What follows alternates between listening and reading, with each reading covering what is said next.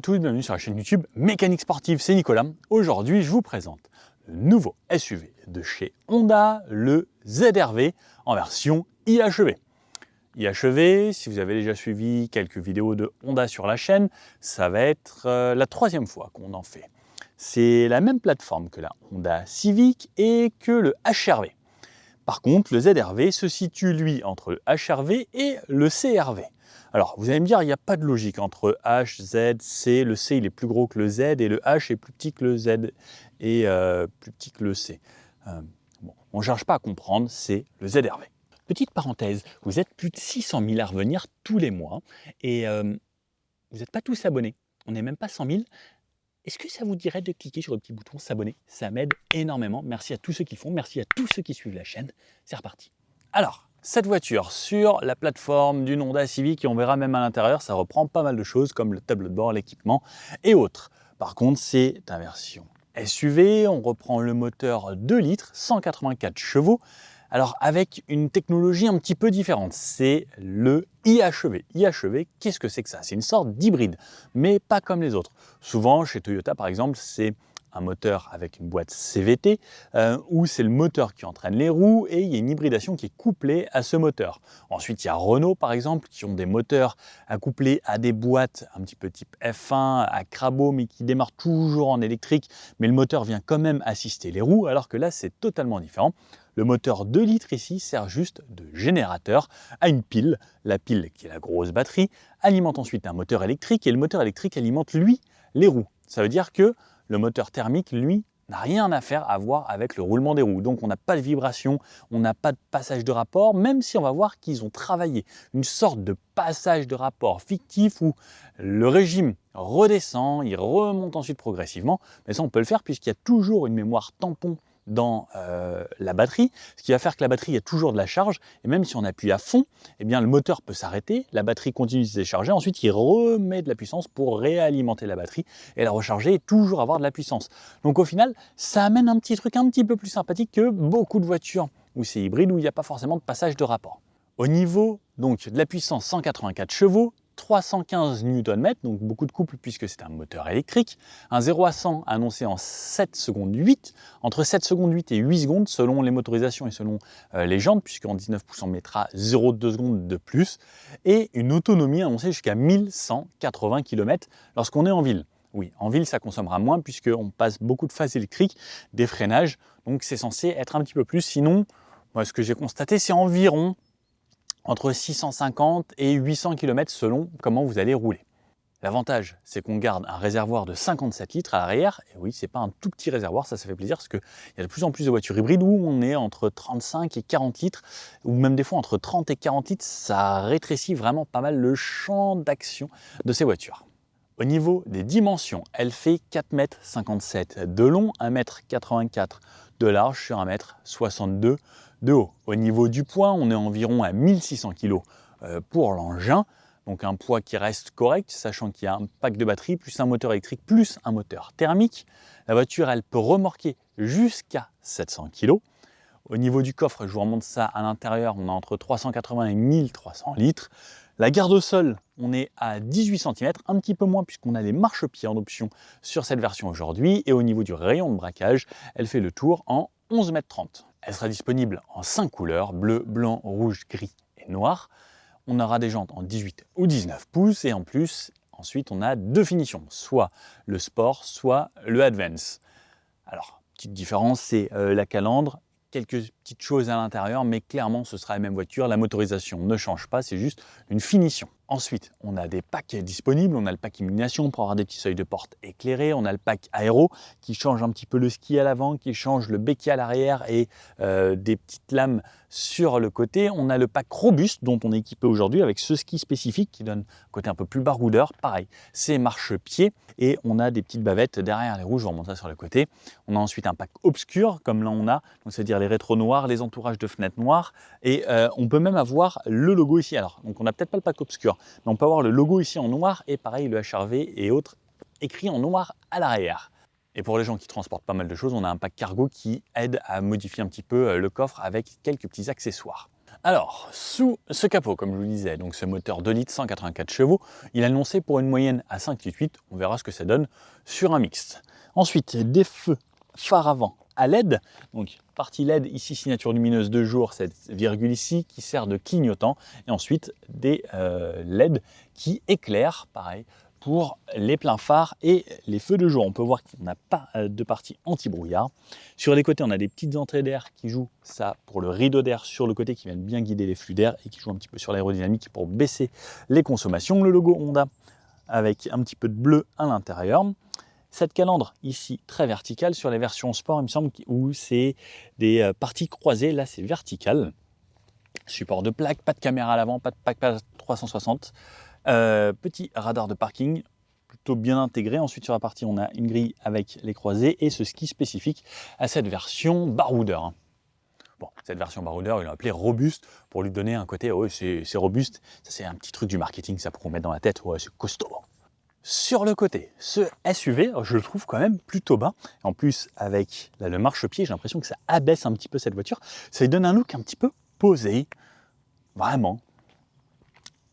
4,57 m de long. On a les entourages des roues, donc les arches de roues qui sont peintes cette fois-ci, donc ça donne un look un petit peu plus premium à cette voiture. C'est toujours plus joli que quand c'est en plastique brut. Jantes en 18 ou 19 pouces, on a le choix, des freins à disque aux 4 coins, freinage régénératif également en électrique sur les roues avant, puisque, comme je vous ai dit, c'est alimenté par un moteur électrique. Dans ce pack robuste, donc, on a ces petites parties ici, un petit peu comme sur les voitures tout-terrain, pour ne pas mettre de projection sur la carrosserie, et ce marchepied. J'aurais bien aimé limite qu'il y ait les barres de toit en plus, alors je ne sais même pas si c'est possible de les mettre, parce qu'il n'y a même pas l'air d'y avoir d'attache en fait, et il n'y a pas de rail pour les barres de toit. Pareil à l'arrière, on a cette partie ici en plastique du pack robuste. De ce côté-là, comme je vous ai dit, on met 57 litres d'essence, des poignées type frigo à l'avant et à l'arrière, et une partie toute noire, pas de chrome sur cette voiture. Des rétroviseurs simples en biton, partie plastique sur le bas et peinte sur le haut, et ce blanc, il est un petit peu nacré, donc on revoit les reflets des paillettes. Au soleil, il est plutôt joli. Sur le haut, on a un toit vitré, alors presque, on pourrait dire panoramique, mais il est ouvrant et vitré, parce que les panoramiques, je les trouve un petit peu plus grands quand même. L'antenne type requin, peint de couleur carrosserie, et ce béquet ici qu'on peut avoir dans le pack aéro avec une finition un petit peu plus sportive. Sur l'arrière, donc le béquet qui intègre le troisième feu stop, une vitre plutôt inclinée avec l'essuie-glace, le logo Honda, pareil, entouré de bleu, et cette partie ici, donc là, ce qui est un rajout qui est mis sur la carrosserie, qui fait partie également du pack robuste pour amener quelque chose en plus. J'avoue que je préfère sans, sinon c'est tout blanc ici, c'est couleur carrosserie. Chacun ses goûts. Des feux arrière 100% LED, même pour les clignotants, marche arrière et autres. On a le petit clignotant sur le côté. Ensuite, on retrouve la caméra de recul ici, qui est une caméra plutôt bonne définition. Support de plaque à cet endroit-là en plein centre. De ce côté-là, IHEV pour nous rappeler la motorisation de chez Honda. Et de l'autre côté, le badge ZRV. À chaque fois, ça me fait penser à Hervé, comme le prénom. C'est rigolo. Sur la partie basse, tout est peint également, comme sur les arches de roue. Pas de plastique brut, c'est bien fini, c'est joli. Et surtout, ce qu'on retrouve de moins en moins de nos jours, c'est deux pots d'échappement sur les extrémités, avec des enjoliveurs d'échappement bien sûr, mais on les cache souvent de nos jours, surtout sur des versions un petit peu comme ça. On a appris ce parti de se dire, bah non, on va les montrer. Dans le coffre, on a l'ouverture automatique. On retrouve un volume de 380 litres. Ici à l'intérieur, on a un petit espace ce côté-là. De ce côté-là, on ne l'a pas puisqu'on a la sono Bose. Donc ça nous met un caisson de basse là-bas. On a en dessous un petit peu d'espace et on peut séparer en bloquant cette partie verticale. 380 litres. Hop. Moi, je rentre sans problème. On a une partie dure ici pour la plage arrière. Et on a les sièges qui se rabattent en 2 tiers, 1 tiers, avec les fixations top taser qu'on voit juste ici. On a des LED directement intégrés là-haut qui viennent éclairer la partie du coffre au cas où ces LED ici sont encombrés par des sacs. On n'a pas de petit crochet par contre, c'est un petit peu dommage. Là on a juste un tout petit crochet ici qui se rabat. Mais pour les sacs ça aurait été pratique, sinon on a des petits crochets pour accrocher des filets. Allez, allons voir à l'intérieur. Alors, sur la partie arrière, on a une porte qui s'ouvre plutôt grand et on voit que ça va être accueillant. Les petites moquettes toutes propres et tout, toute neuve la voiture. Alors, je viens m'installer ici. Donc moi je suis 1,80 m, je relève tout de suite mon appuie-tête. La portière, alors j'aime bien la portière, elle a l'air bien travaillée, c'est moussé sur le haut. Ici, il y a une sorte de simili-cuir, pareil sur la poignée, la coudoir. C'est franchement bien fini, c'est joli. J'ai les sièges chauffants sur les 2 sièges d'extrémité. La vitre qui ne s'ouvre pas jusqu'en bas, donc bon, on peut moins facilement mettre son bras à l'extérieur. Une grosse poignée ici plastique avec le verrouillage de la voiture, un petit haut-parleur sur le haut et sur le bas, et de quoi mettre une petite bouteille dans le rangement. Les sièges, donc, alors je tombe assez vite en arrière dessus, la banquette est assez à plat. Comme vous pouvez le voir, moi je suis grand et la banquette est positionnée assez basse. Ça c'était pour garder une hauteur de caisse pas trop haute et que ça en fasse un vrai 4x4 et garder de l'espace au niveau de la tête. Ça a été bien creusé sur l'arrière ici, ce qui me permet moi d'avoir de l'espace, c'est assez généreux. Et par contre, si je me mets plus en avant, effectivement, il y a cette partie puisqu'on a le toit qui est vitré. On a 2 poignées seulement à l'arrière. À l'avant, ils en ont pas. Ils sont punis. J'ai de l'espace au genou. Oups, j'ai fait tomber la clé. La clé, d'ailleurs, si vous voulez voir, elle ressemble à ça. Ce que j'aime bien, c'est Honda, ils font des toutes petites clés bien pratiques. Attention à ne pas la perdre, par contre. Hop, je la remets au fond. J'ai de l'espace au genou. Le siège avant est réglé pour moi. Et comme vous pouvez voir, c'est vraiment spacieux. J'ai de la place sous le siège. C'est vraiment généreux comme espace. Ici, on a un plancher quasiment plat, avec juste une petite partie qui se relève environ sur 2-3 cm. On retrouve au centre 2 aérateurs. On peut régler le débit de ventilation et de quel côté. 2 ports USB-C. Pas de vide-poche sur la partie basse. Un accoudoir ici où je peux tirer grâce à la languette ici. C'est pas vraiment une languette, c'est juste une étiquette qui dit relevez vos appuis-têtes. Là, elle est bien à plat cette fois-ci. Par contre, alors, lorsque je suis assis dans mon siège comme ça et que je veux mettre mon coude à gauche, eh bien, je peux pas puisque la portière est trop loin, il y a trop d'espace. Donc il faut vraiment que j'aille bien sur le côté ou sinon je vais mettre de ce côté-là. Mais je peux pas avoir les deux en même temps, sinon il faut que je tende mon bras vraiment vers l'avant. Double porte-gobelet ici. Hop, je relève. Cette banquette se rabat donc en 2 tiers, 1 tiers. Fixation top taser et isofix sur les côtés. On a les boucles qui sont montées ici sur des lanières. Et la 3e ceinture a été mise là-haut. Ça, bon, chez Honda, ils ont l'habitude. Je suis pas très fan, mais bon.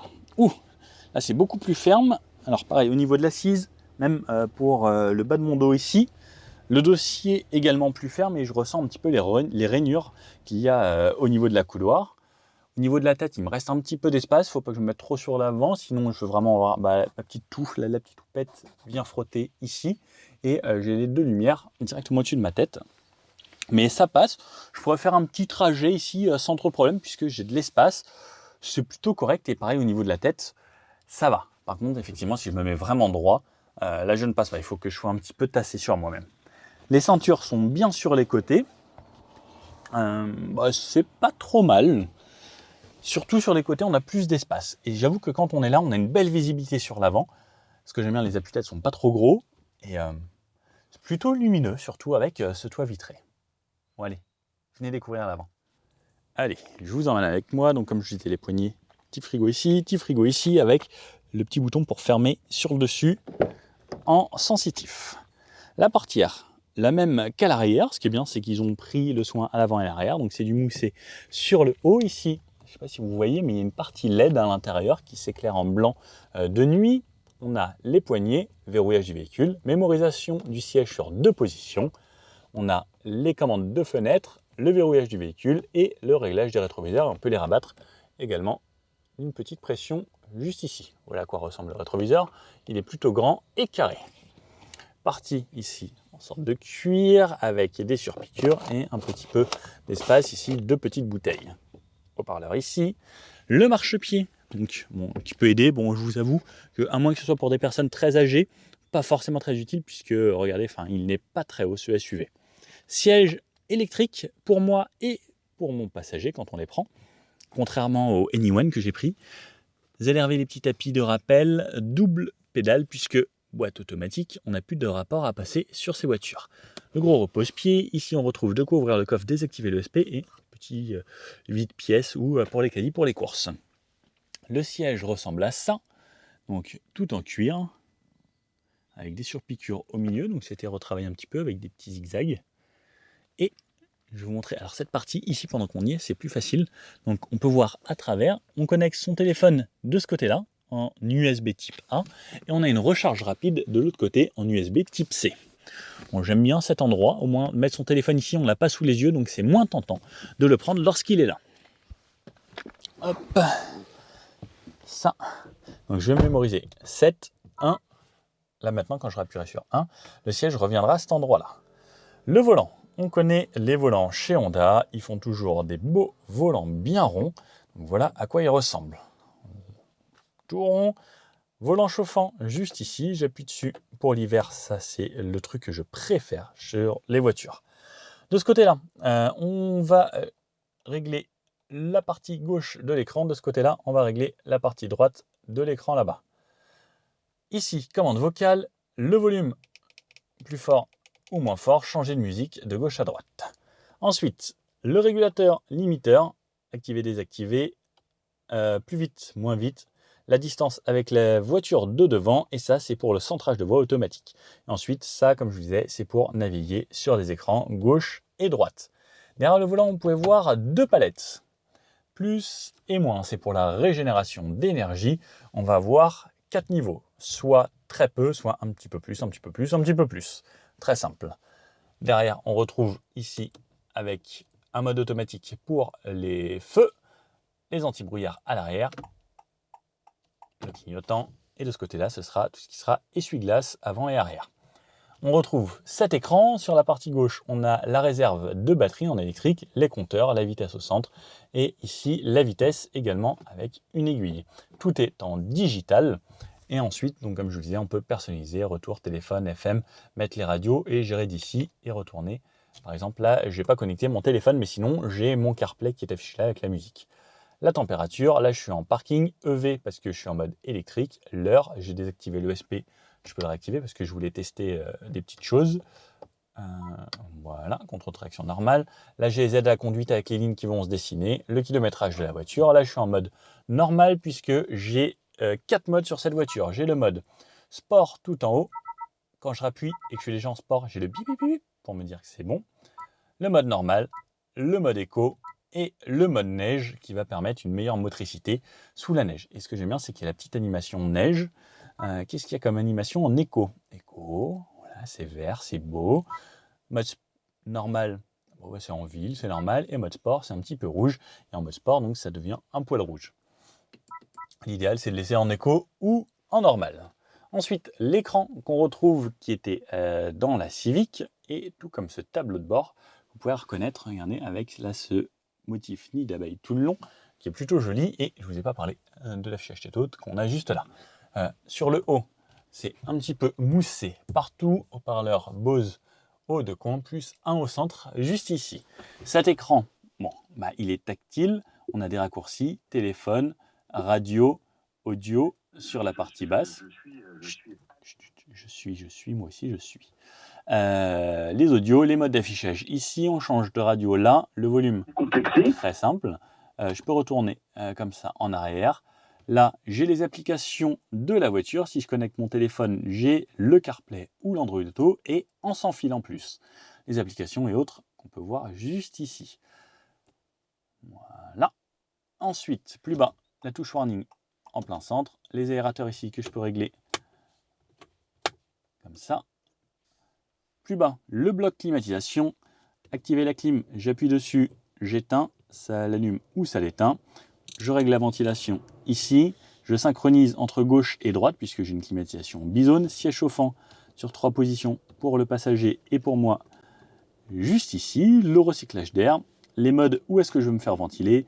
Au niveau de la tête, au niveau des pieds et la tête. Les pieds et le pare-brise. Moi j'aime bien les pieds et le pare-brise. Dégivrage avant, dégivrage arrière et climatisation. Est-ce que je veux qu'elle soit activée ou éteinte? On, moi je laisse toujours on. Le chargeur par induction pour le téléphone, donc ça veut dire sans fil, une petite prise 12 volts, allume-cigare, double porte-gobelet ici, la commande de boîte, parking tout en haut, pour reculer, j'appuie sur le frein et je tire vers moi, ça passe en vert, ça m'active ma caméra de recul, qui est plutôt bonne, hein. En ultra grand angle, je peux avoir cette vision-là également, ou tout droit, comme ça, si par exemple j'ai une remorque, ça peut être intéressant. Moi j'aime bien la vision 180 degrés fisheye comme ça. La touche neutre, ici pour retourner en neutre et pouvoir faire rouler la voiture. Sinon, la touche parking et le drive pour rouler, ça passe en vert. Je me remets en parking. Les drive modes, comme je vous ai montré les 4 modes. L'aide à la descente en côte si besoin. Le frein de parking juste ici et le brake hold pour ne pas avoir à freiner lorsqu'on est en ville et qu'on s'arrête à un feu. Hop, j'ouvre ici. Là, on peut découvrir un très grand rangement. Donc ça, c'est plutôt pratique. On peut mettre des petites bouteilles 50 centilitres. Et surtout, il est spacieux. Et donc, celui que je vous ai montré tout à l'heure, de ce côté-là. La boîte à gants, hop, qui s'ouvre gentiment. Pas très grande, mais on a de quoi mettre la documentation et quelques petits trucs. Sur la partie haute, on a un rétroviseur électrochrome qui se teinte automatiquement la nuit. Donc, on n'a plus de quoi le tourner.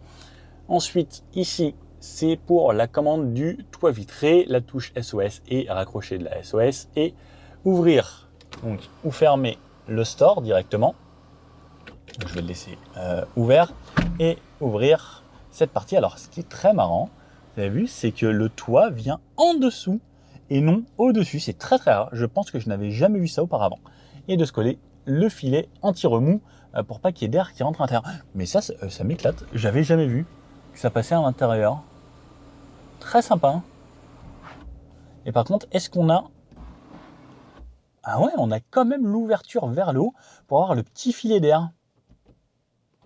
Et je referme. Ça, j'avoue, j'aime bien. Ça change, c'est pas comme les autres. Petit plus. Bon, bah, je pense que je vous ai tout montré en fait. Non, je vous ai pas montré ça. Ah, là, regardez, par exemple, j'arrive sur un problème. En fait, ils ont fait l'entourage, ils l'ont bien rangé, c'est joli. Mais j'ai pas de quoi l'attraper facilement. Je vous glisse mon doigt là.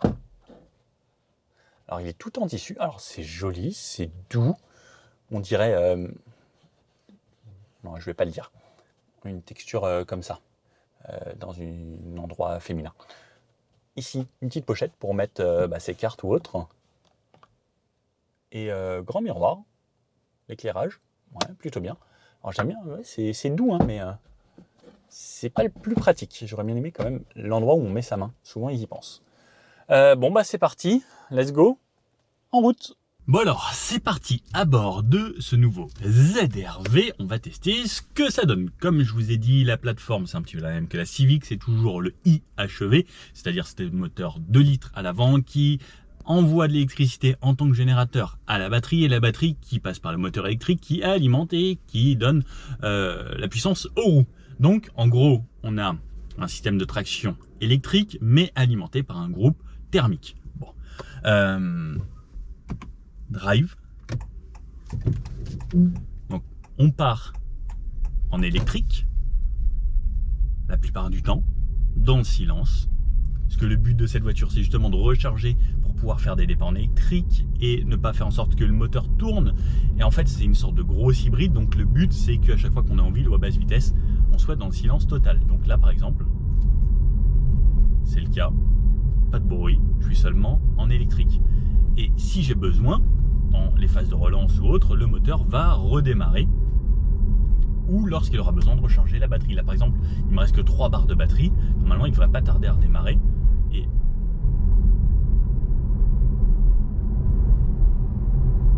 ah bah ça y est, il est démarré. Et là, il s'est coupé. Et là, il est démarré. Ok. Il y a des phases où c'est vraiment très silencieux en fait. Il fait limite plus de bruit à l'arrêt lorsqu'il recharge un peu la batterie plutôt que là. Donc là par exemple, je suis arrêté, hop, stop, je vais passer devant le camion. Oh putain, c'est nerveux. Alors ce qui est top, et j'adore ça sur cette voiture, c'est cette sensation de passage de rapport. Ça change absolument tout à ce qu'il y a d'habitude. Ça monte un peu dans les tours, ça redescend, ça remonte, ça redescend. Et en fait, ça donne vraiment cette sensation de passage de rapport. Ça, c'est un vrai plus, c'est indéniable. Ensuite, lorsqu'on roule, on a toujours la traction électrique. Donc au final, on a cet agrément où ça va accélérer comme une voiture électrique, mais avec un bruit moteur, avec cette sensation de passage de rapport, même s'il n'y a pas de passage de rapport. Enfin, ils ont fait quand même un truc. Là, les ingénieurs, ils sont cassés la tête. Là, je suis d'accord pour dire que, ok, c'est bien fait. Et ensuite, on va voir ce que ça donne niveau consommation. J'ai remis les consommations à 0. Le plein est fait. Ça m'annonce 700 km d'autonomie. Donc, ça annonçait jusqu'à plus de 1000 km en ville, dans les meilleures conditions. Ça recharge un peu, vous roulez un peu en électrique. À chaque freinage, ça décélère, donc ça régénère un petit peu de batterie. Ça, c'est les meilleures conditions. Mais là, pour un mixte, il m'annonce 700 km. Là, il vient de me couper le moteur, par exemple. Donc, en fait, ça va être une sorte de gros hybride. Sauf que le moteur thermique va pas du tout servir à entraîner les roues. Contrairement à la plupart des hybrides. La plupart des hybrides, c'est le moteur qui est mis sur les roues avec un moteur électrique additionné au bloc thermique. Alors que là, non. C'est juste un générateur. Un peu comme quand on met un générateur, s'il n'y avait plus de piles, où il n'y a plus d'électricité à la maison, on branche sur de l'essence. Phase de freinage, c'est très silencieux jusqu'à l'arrêt. Et comme je vous disais, on repart en élec. Hop. On tourne par ici. Au niveau de la direction, c'est pas trop léger. J'aime bien, il y a quand même un bon ressenti. Alors, on sent que si on fait ça, la voiture s'appuie quand même de gauche à droite. On a une suspension plutôt conforme. Après, c'est exactement ce qu'on veut dans ce genre de voiture. Mais on a un châssis qui, normalement, devrait se vouloir assez dynamique. Et puis Honda, c'est quand même faire de bons châssis. Par contre, ce qui m'embête à chaque fois, c'est les pipes. Dès qu'on dépasse la vitesse, puisqu'il lit les panneaux, et là par exemple, j'étais à 51 km/h au lieu de 50, bah, ça bip. Alors ça, c'est les nouvelles réglementations. Alors il faut essayer de désactiver ces choses-là, sauf si on veut vraiment toujours respecter pile poil au kilomètre/heure près. Mais j'avoue que c'est très difficile, même les zones 30, à chaque fois ça va sonner. C'est un petit peu embêtant. Bon allez, là on a de quoi s'en serrer ici. Donc là je suis à 40, allez, pied dedans. 90. Ça marche raisonnablement bien. C'est pas une voiture sportive, mais c'est très linéaire. Ça pousse tout le long, il y a du couple. Et bah, c'est plutôt bien. Ensuite, j'ai toutes mes aides à la conduite. Alors, je vais me l'activer ici. Comme ça, là, je vais mettre 90 ici. On est sur un beau goudron. Le centrage de voie. Le régulateur adaptatif. J'ai l'affichage tête haute. Et là, je me laisse conduire. Ni les pieds, ni les mains. Ça, c'est les options que j'aime le plus. Alors là, il sonne 80 km/h alors que c'est 110 ici. Alors des fois, il y a des petites erreurs comme ça. Là, il me dit 80, il dépasse 80, mais ça, c'est vraiment le truc à désactiver. On se remet à droite à 90. À 90. Alors là, j'ai le moteur qui tourne, par exemple. Tout est bien fermé. J'entends un petit peu ce qui se passe à l'extérieur.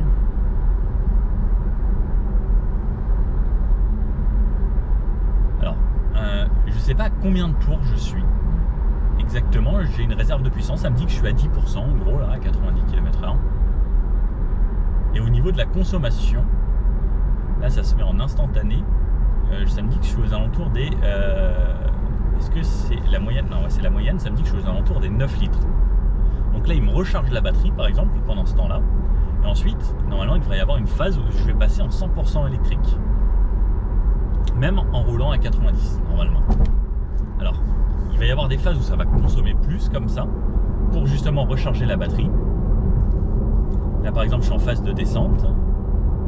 Et là, il m'a coupé le moteur. Et là, comme ça descendait un peu, il a régénéré un petit peu. Alors là, on arrive dans une zone de bouchon. Et le moteur s'est coupé. Donc là, je suis en mode 100% électrique. Donc ça, cet avantage-là, c'est ça va jouer ensuite sur les consos. On va voir ce que ça donne. Là, il accélère. Il va pas redémarrer le moteur, par exemple. Ouh là là. Donc les aides à la conduite, c'est bien, mais vous avez vu, là, quelqu'un qui s'est inséré un petit peu rapidement. Faut toujours avoir les bons réflexes, avoir le pied sur le frein et autres. Et ensuite, je me remets. Et là, je suis toujours en électrique, par exemple. Ah, là, le moteur vient de se redémarrer. Là, ça freine, il vient de se recouper. Et en fait, ça va jouer comme ça. Donc là, le but, c'est que je vais aller jusqu'à Fontainebleau. On est parti, en gros, pas très loin de Disney. Et on va aller jusqu'à Fontainebleau, dans le sud 77. Et on va voir ce que ça donne niveau consommation. On va se faire une boucle et on va faire un petit peu de dynamique. On va faire du plus roulant, un petit bout d'autoroute. Et je vous fais un débrief sur la fin. Alors, me voici arrivé en ville. Donc, pour le moment, là, j'ai fait fait... Ça me dit pas combien de kilomètres j'ai fait exactement. J'avais remis à 0 pourtant. J'ai fait 40 km, moyenne à 5 litres 3. Alors est-ce qu'on a le droit de tourner à droite? Ouais, on a le droit ici. On va faire un petit peu de ville, voir ce que ça donne. Donc là ça roule en élec. J'entends quand même pas mal ce qui se passe dehors, surtout les camions. Et donc là en électrique. C'est vrai qu'il y a ce côté agréable. Ici, les gens se garent vraiment n'importe où ici. Il y a des places importantes et n'importe quel camion ne pourrait plus passer. Le côté électrique de la ville, c'est quand même bien agréable. Ce côté silencieux, là je sors de la Honda Anyone, qui était vraiment top, 100% électrique, confortable, mais c'est vrai qu'à l'arrêt, là, on a la même chose, pas de moteur qui tourne ou autre. C'est quand même un sacré avantage, je trouve. Et puis le fait qu'il n'y a pas de pollution lorsqu'on est à l'arrêt, ça reste quand même un plus. Et le fait qu'on puisse se faire de longues distances sans avoir à recharger et attendre une demi-heure, ça c'était le petit point négatif du Anyone. C'était même 45 minutes pour un 10 à 80%. C'est long. Alors que là, une recharge d'essence, le temps de mettre la carte, le temps de faire le plein, allez, 4 minutes max, c'est vrai que c'est quand même plus avantageux. Allez, je laisse passer la dame. Ça repart en électrique, on n'a toujours pas démarré le moteur. Si j'y vais à la cool, on a toujours les drive mode, je peux me mettre en éco. Le but c'est même d'être le plus souvent possible en éco, hein, pour pouvoir consommer le moins possible. Après le mode normal fait bien le job, le mode normal hein, il s'adapte un petit peu, c'est juste qu'il a un petit peu plus de répondant à la pédale. Ah, super, c'est interdit ici, ça va être interdit partout en fait là. Il essaye de tout passer en sens unique, je déteste ça. Non, bah non, on va pas faire plus 9 minutes. Là, je me fais un sacré détour. On passe ici. Rayon de braquage 11 mètres 30. C'est pas ce qui braque le mieux, mais ça va, on y arrive. Tiens, on a un stationnement. Reculer. J'ai la caméra de marche arrière, j'ai pas le pack 360 aujourd'hui. Si je veux manœuvrer, alors ça reste quand même un gros bébé, attention à pas frotter les trottoirs des deux côtés. Hop, là, là. Et comme je change de voiture tous les jours, c'est pas forcément pratique tout le temps. Hop, la caméra là, et je braque. Pareil, toujours fait toutes les manœuvres en élec. C'est assez étroit. Et parking. Bon. Caméra de recul, plutôt de bonne qualité. Et juste lorsqu'on relâche la pédale d'accélérateur de frein, en fait la voiture accélère toute seule. Vous n'avez pas besoin de toucher la pédale. Donc là en gros ça roule tout seul. Donc à basse vitesse, c'est plutôt pratique pour les manœuvres, comme ça vous avez juste à doger avec la pédale de frein. Également on a le auto hold si je m'arrête. À partir du moment où je suis à l'arrêt, j'ai le hold, j'ai juste à effleurer la pédale d'accélérateur et ça repart. On n'a toujours pas démarré le moteur thermique, ce qui est une bonne chose. Là c'est une route un petit peu dégradée.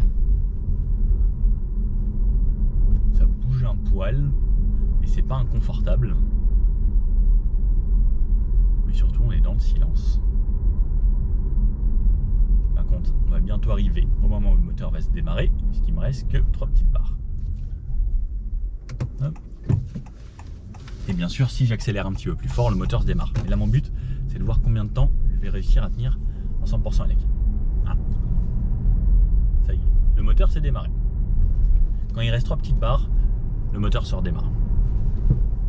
Sur les Dodan, là, c'est plutôt confort. Ceux-là, ils sont pas trop raides, pas trop cassants, c'est des nouveaux. Les agents qui les ont fait, les ont bien fait. Merci à vous. Et ils sont réglementaires, ceux-là, contrairement à beaucoup de Dodan.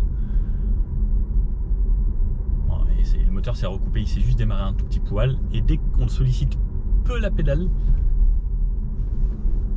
bon, c'est bien. Oh, Répar Eco, c'était bien ça. Je venais réparer à l'époque ma voiture directement là, parce que j'aime bien faire la mécanique moi-même, mais ça coûtait beaucoup moins cher. Et d'ailleurs, pour ceux qui reconnaissent, ici on a la gare de Melun. Là, il y a un restaurant pakistanais, le meilleur. C'est des gens que je connais très bien. Allez-y de ma part, vous dites de la part de Nicolas au cas où vous venez. Très très bon. Si vous voyez rapidement ici, dans les portières, on a quelques petits éclairages très simples à l'avant comme à l'arrière. de nuit. Bon, c'est sympa, c'est discret, sobre, ça fait chic, classe. Petite ambiance sympathique, sans trop en faire. Je sais qu'il y a des gens qui adorent, moi par exemple Mercedes, j'adore, parce qu'il y en a partout, il y a toutes les couleurs. Et j'aime bien aussi le côté sobre et efficace, très classe de cette petite ligne blanche qui traverse. C'est sympa. N'hésitez pas à me dire ce que vous en pensez. Est-ce que vous êtes plutôt côté bling bling de chez Mercedes avec dans les aérateurs partout et c'est waouh. Quand on rentre dedans on se dit ouh, je suis rentré au César Palace, ou petit côté discret comme ça. Alors, là, je continue. Je vous ai pas parlé de la récupération d'énergie. Donc on a des palettes derrière le volant, donc plus et moins. Plus ça crée moins de régénération, donc plus c'est plus de roue libre, moins c'est moins vite, on va dire ça comme ça.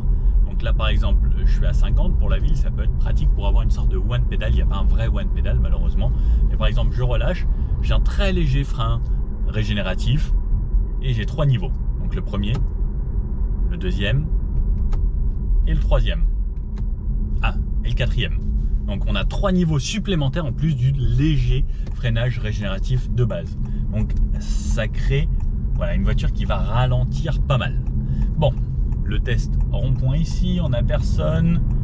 Alors, on prend du rythme. J'ai un bon maintien là dans le siège. Le côté, le problème me maintient bien. On sent qu'on a du sous-virage. Mais ça reste plutôt bien équilibré. Et si je mets plus de rythme, en fait, l'ESP vient tout de suite m'aider. Il fait en sorte que je n'aille pas me mettre dans le mur. Et là, ça bloque. Ça pince un petit peu à l'arrière pour m'aider à tourner puisque j'avais des roues braquées. Donc au final, ça se débrouille pas trop mal. Ça s'ouvre un petit peu, mais c'est pas méchant. Traditionnel d'une voiture traction avec moteur avant. La base. Donc là, je suis sur une petite route de campagne à 70.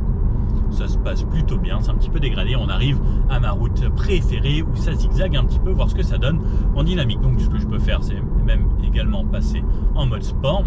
Le mode sport qui va me donner une direction un petit peu différente, un petit peu plus ferme. Au niveau du ressenti, ça change pas vraiment la direction. On va voir ce que ça donne. Allez, on arrive ici, ma petite route dégradée. Je le fais juste de façon un peu dynamique, sans aller trop vite. Donc ça, c'est une route très dégradée où là, il y a plein de petites bosses. On le sent un petit peu, mais ça reste typé confort. La voiture s'appuie un poil sur le début, mais elle ne s'écrase pas non plus. Donc ça reste plutôt une bonne chose. Au niveau du freinage, c'est correct. Là, on sent qu'on a quand même un gros bébé, mais ça s'emmène bien. Ça y va correctement. Ouais, c'est pas trop mal. Attention au vélo. Hop. Sur les réaccélérations, ça y va un petit peu. Hop. Et là, ça s'ouvre un poil et ça sautille un petit peu, mais c'est pas méchant. Non, c'est pas trop mal. Ça se débrouille bien et dans un confort qui reste relativement agréable. Allez, rayon de braquage, le demi-tour. Ça se fait bien pour un gros bébé comme ça. Et si je réaccélère plus fort, on va se le faire de façon vraiment dynamique. Alors ce qui est marrant, c'est, vous l'avez entendu sûrement, c'est cette sorte de passage de rapport. Ça coupe le moteur et ça le relance. C'est quand même plutôt sympa. Ça change de... comme chez Toyota par exemple. Et même on a l'impression, si je réaccélère fort, ouais, ça me donne même l'impression qu'il tombe un rapport. Alors ça, c'est encore plus fort. Ça, c'est vraiment pas mal. Ouais. De façon très dynamique. Là, ça y va bien. Sur les freins, ça freine plutôt correctement. On voit que ça s'appuie un petit peu quand même. Donc la caisse bouge un petit peu. Mais non. Là, on sent que sur les freins, c'est presque joueur. Bon, en vrai, dans la vraie vie, on ne conduit jamais comme ça avec ce genre de voiture. Sauf si vous êtes vraiment très très pressé. Ça s'emmène un petit peu. Mais ça y va bien. Franchement, ça tient plutôt bien la route. Non, c'est agréable. C'est pas mal. Après, c'est pas du tout une voiture faite pour être très dynamique, hein, mais on peut rouler avec un petit peu de rythme tout en gardant un certain confort. On arrive ici sur ma route absolument déserte et on va se faire un 0 à 100. Donc on se met plein milieu, on s'arrête tranquillement.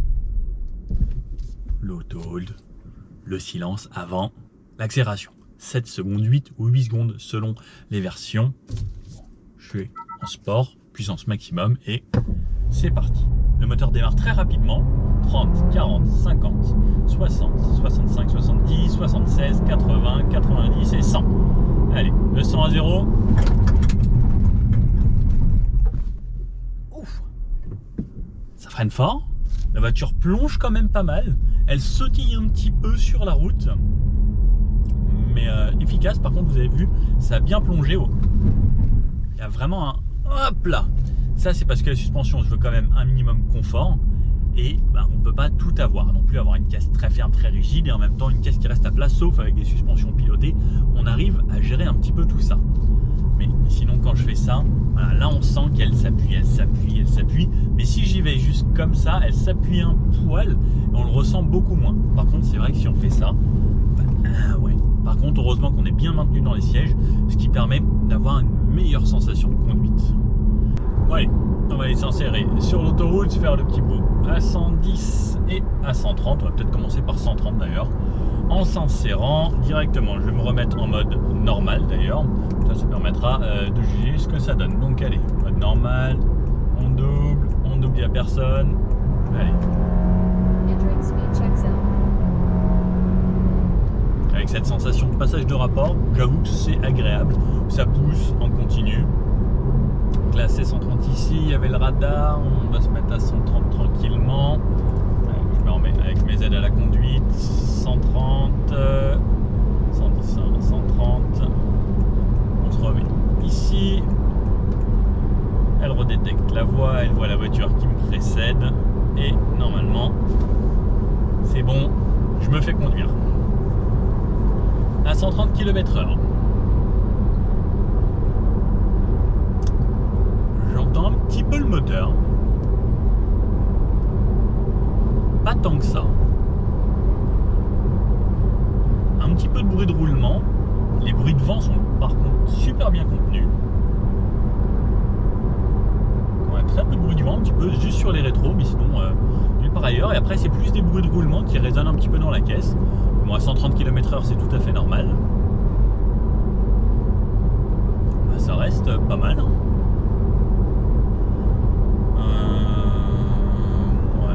Alors la conso, c'est dur de vous donner la conso puisque comme ça joue toujours un petit peu électrique, etc. C'est dur d'avoir une idée de la conso sans se faire vraiment un très long trajet que malheureusement je ne vais pas pouvoir faire là sur un long trajet autoroute. Mais pour le moment, j'en suis à une moyenne de 5,7 litres sur 90 km. En ayant fait pas mal de 110, un petit peu de route de campagne, je pense que j'ai fait aller, on va dire un tiers 110, un tiers route de campagne. Et l'autre tiers, c'était entre du 90 et du 70. Donc au final, elle se débrouille pas si mal que ça. Les consos sont raisonnables. Et c'est vrai que c'est le côté avantageux d'avoir cette hybride de cette façon pour pouvoir faire des longues distances tout de même. On va bientôt passer à 110, je vais anticiper un petit peu, je vais me mettre à 110. On va continuer à doubler le camion quand même. À 110, c'est tout de suite beaucoup plus agréable.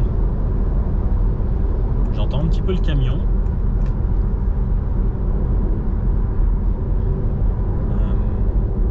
Les bruits du vent toujours très bien contenus. Quelques légers de temps en temps au niveau des rétros. Là le moteur par exemple il est coupé puisque j'ai ralenti. Je me suis mis dans une phase de freinage donc j'ai régénéré un petit peu d'énergie. Et là par exemple je roule en électrique. Pareil même à 130 quand vous allez être dans une descente ou autre ça repassera en électrique. C'est vrai que c'est le côté intéressant de l'hybride. Là, il vient de redémarrer. Très belle Indian. J'ai jamais essayé les motos Indian. C'est vrai que j'essaye. Même les Harley, j'ai toujours pas fait. Ça reste plutôt correct, hein, franchement. L'insonorisation, peut-être les bruits de roulement, on aurait peut-être pu faire un petit peu mieux. mais c'est vraiment pas mauvais. Bon alors, ce Honda ZR-V, qu'est-ce qu'on en pense? Bien, comme la plateforme qu'on avait essayé sur le HR-V, sur la Civic, ça fonctionne plutôt bien, ça reste agréable, cette sorte de simulation de passage de rapport sur un truc électrique avec un moteur qui alimente. Je trouve ça vraiment cool. Au niveau du feeling, c'est agréable. La voiture est confortable, c'est plutôt spacieux, aux places arrière tout comme aux places avant. Suspension qui est bien, c'est pas une voiture dynamique, mais au final pour la famille, ce sera l'idéal. Au niveau des consommations, entre 5,5 litres et 6 litres selon comment vous allez conduire. Moi, sur mon périple 5,5 litres, je trouvais ça correct. Après, ça a l'avantage d'avoir ce côté électrique, donc ça amène cet agrément de conduite électrique. On passe quand même en hybride très souvent en ville et surtout on peut mettre beaucoup d'essence pour aller assez loin. Et effectivement, si ça tient ses promesses de 1180 km en ville, c'est vrai que ça devient très intéressant si on amène les enfants ou autres à l'école. Ça reste un vrai plus, mais on peut quand même se faire 600 km d'autoroute pour partir en vacances sans s'arrêter trop souvent, comparé à d'autres voitures qui ont des réservoirs plus petits. Mais je trouve ça vraiment pas mal. N'hésitez pas à me dire ce que vous en pensez. Est-ce que vous êtes pour ce système hybride? Est-ce que vous êtes plutôt hybride rechargeable? Est-ce que vous êtes 100% électrique ou 100% thermique avec des micro-hybridations? Moi, j'avoue que ça, c'est un des systèmes qui me convient bien. Moi, je suis pour le full hybride ou ce genre de technologie, puisqu'on n'a pas besoin de recharger. Ça baisse plutôt bien les consommations des voitures, même si le diesel, ça reste quand même des voitures avec des moteurs qui sont plus économes. Mais le diesel, vous savez, c'est en train de disparaître malheureusement. Et l'État fait tout pour faire en sorte qu'on achète ce genre de voiture ou des 100% électriques, puisque le 100% électrique, c'est pour dans une dizaine d'années normalement. Voilà. Si cette vidéo vous a plu, n'hésitez pas à mettre le petit pouce bleu, à vous abonner, et puis je vous dis à bientôt pour une prochaine vidéo. Et puis n'hésitez pas à mettre dans les commentaires ce que vous voulez que j'essaye sur la chaîne. Voiture, moto, vélo, tout ça. Allez, ciao!